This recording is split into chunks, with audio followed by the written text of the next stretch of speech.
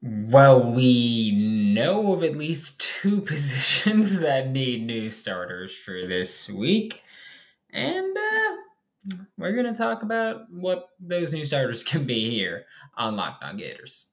You are Locked On Gators, your daily podcast on the Florida Gators. Part of the Locked On Podcast Network, your team every day.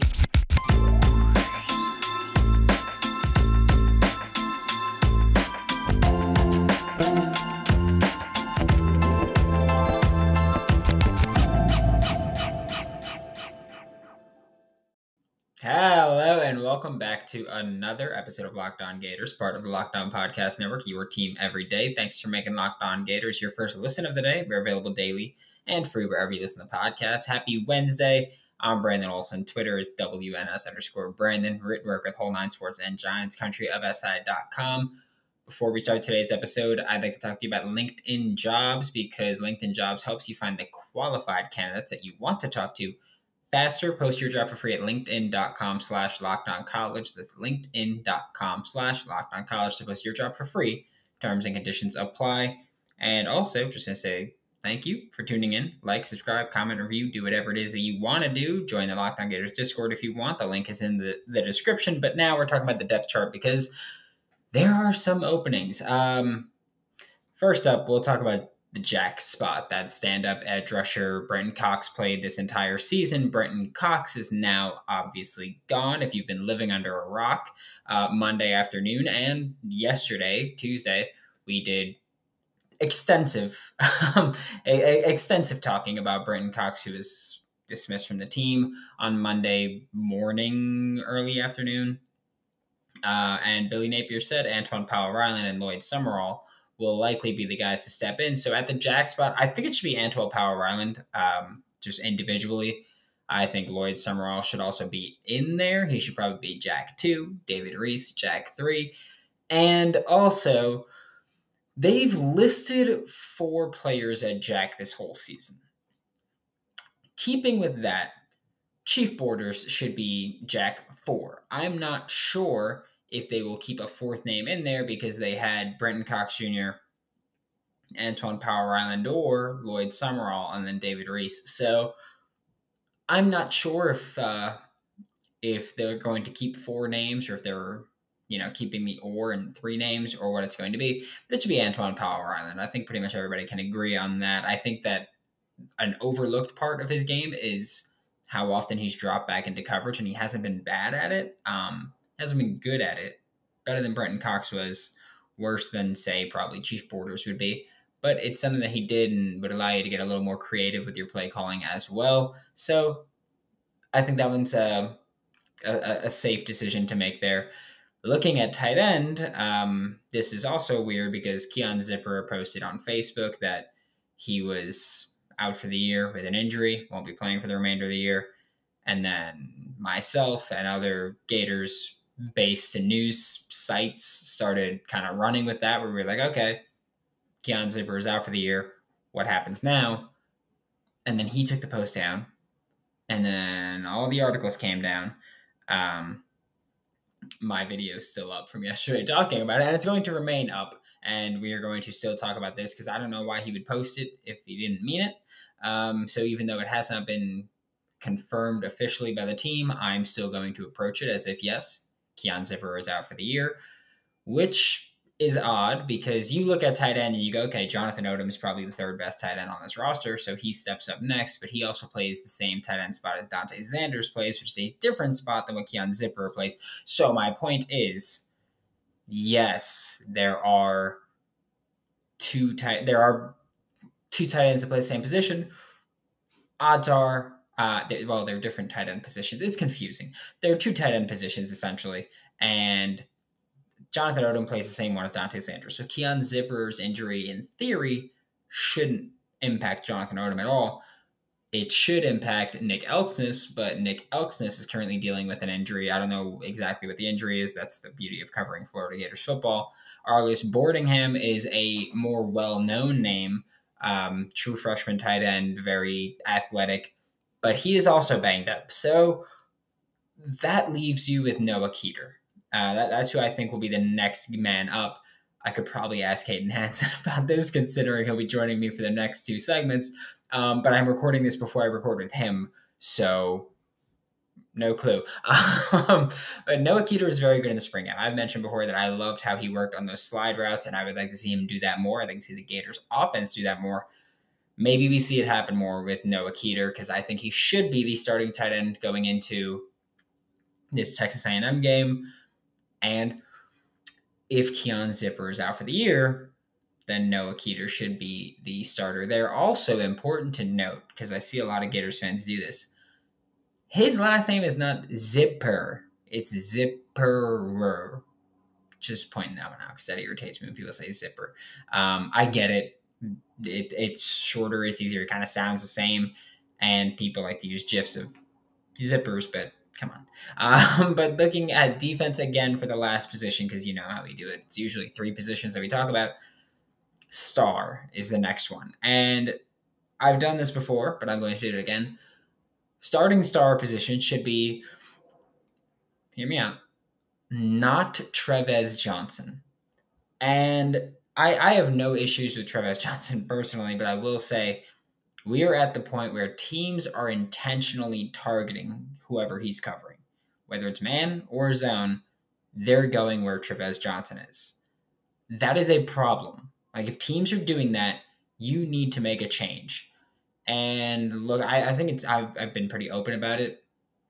I'm not the biggest Jadarius Perkins fan, but something's got to give. Something has to change.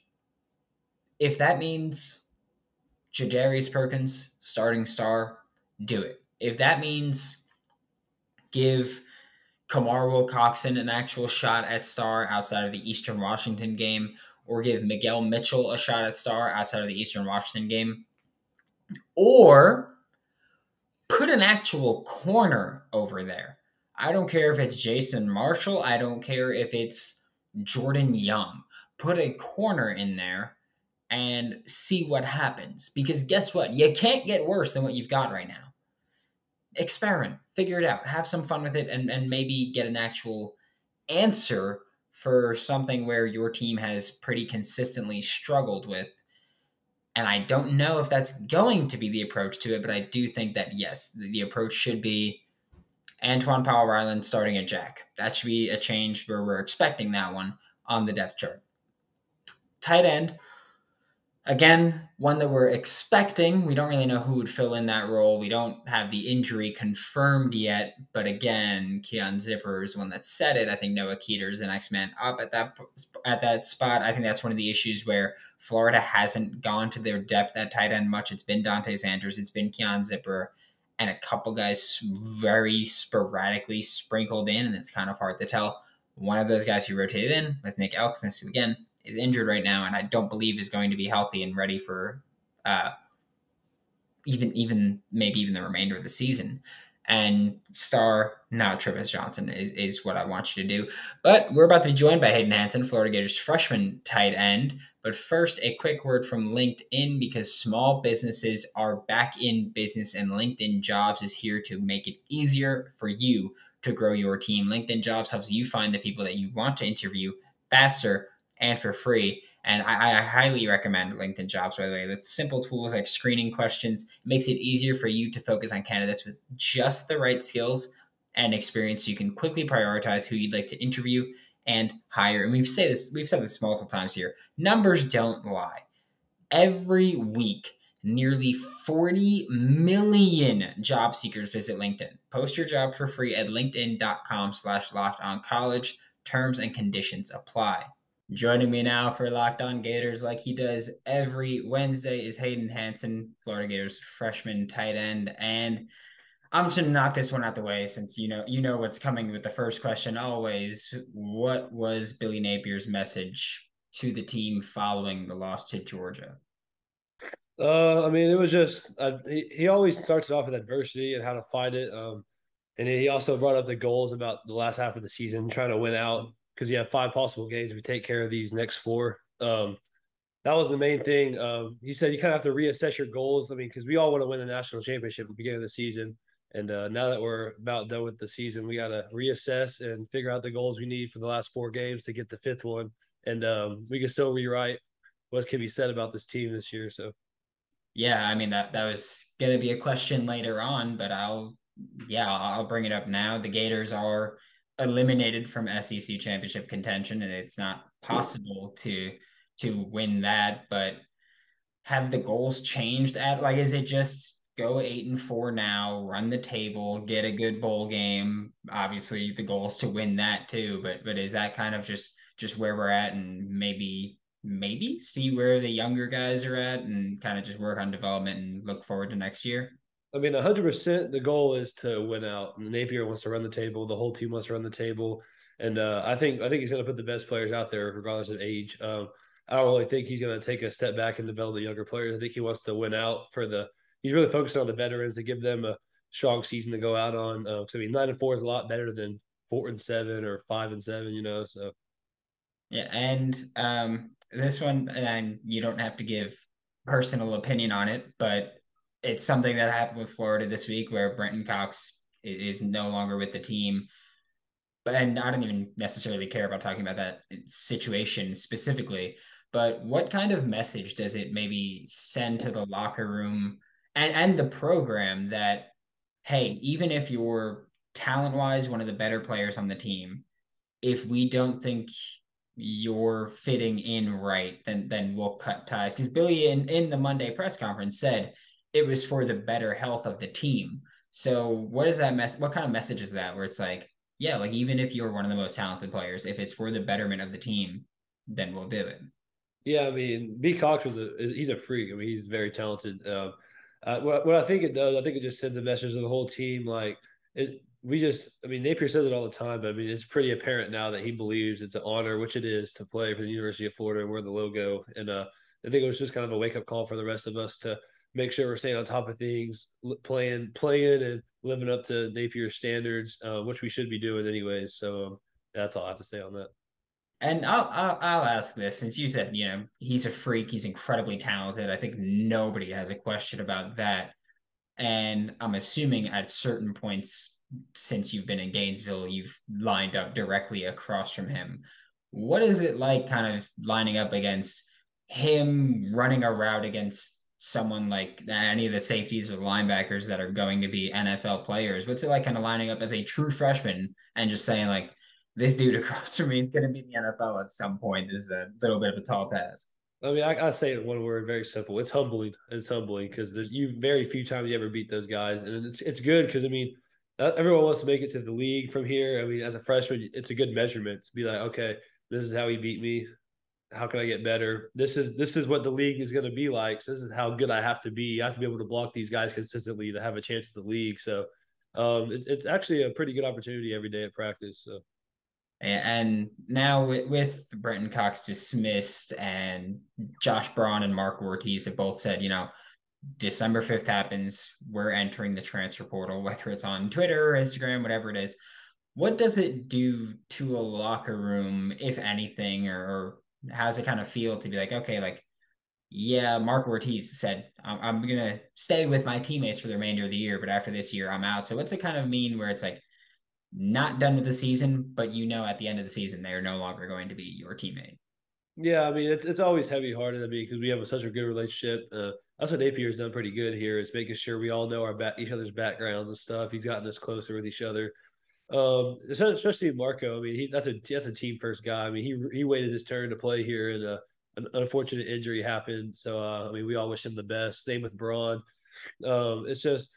I mean, it's kind of crazy because you walk in the locker room and the locker's empty. They're not there anymore. But you still stay in touch with the guys. I mean, it's just a sport of football. You'll see them again, maybe even play them, just depending on where they go. So, I mean, it's just a part of the business.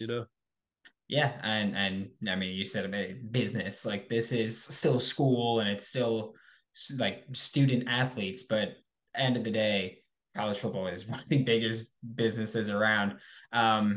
But now, when we were looking at this season as a whole, 2/3 of the way through your true freshman season, what's your thoughts and your experience so far in Gainesville been? It's been pretty electric. I mean, just the games. I mean, going to the games, seeing the fans makes the practices worth it. And it makes it worth the wait until it's your time to shine in the spotlight. So I mean, it's just motivation for next year and the years to come here. So, I mean, especially like because I'm from a smaller town in Texas, and I mean, I've never played in front of 100,000 fans before. I mean, it's just crazy. Like that's what you live for. So, The Florida Gators right now are 3-point underdogs against the Texas A&M Aggies this Saturday, which means, yes, I'm going to take Florida to come. First of all, I'm going to take Florida to win this game because they should be favored. But I'm also going to take Florida to cover in case they somehow lose by 3 or less. But every time they've been underdogs, they have covered that spread. So I'm going to let it keep rolling. BetOnline is your number one source for all of your betting needs and sports information. Head to the website or use your mobile device to learn all about the trends and action. Check out BetOnline. It's where the game starts. Yeah, I mean, you're going to get to do that a lot over the next few years. And the Florida Gators, you guys have 4 losses on the season right now. Is it, I don't want to say there's no moral victories. We know that. But is there a sense of comfort that comes with the 4 losses are to number 1 Tennessee, number 3 Georgia, number 10 LSU, and a Kentucky team who was top 25 all season until this past week? So is there kind of a sense of comfort in saying like, yeah, there's 4 losses and having 4 losses doesn't look great at this point, but Florida's got, I think, the 8th toughest schedule in college football this year. So it's a kind of a sense of comfort being like, I mean, the only teams we lost to were all close, and it was yeah, all these top teams. yeah. I mean, I think anyone in that locker room feels though. You play that tape back. There were moments in that game where we could have won. I mean, regardless of how good the teams were we lost to, we definitely could have pulled those games out. Except for maybe the Georgia game, we were all pretty much close in those games. Especially, I mean, Tennessee, we recovered an onside kick. I mean, we almost had that one too. I mean, I feel like if we could run some of those games back now, I feel like they'd be more successful. But I'd say we're more agitated than comforting. Because I mean, we know we could have changed the outcome. So. Yeah, I'd imagine it's one of those things where it's like, we're this close to, I mean, 7-1, because like you said, like the Georgia game, that one was out of hand. But it's like being this close to 7-1, where you could be like, yeah, we're a good team, but at the same time, it's like, damn, like we're that close to 7-1.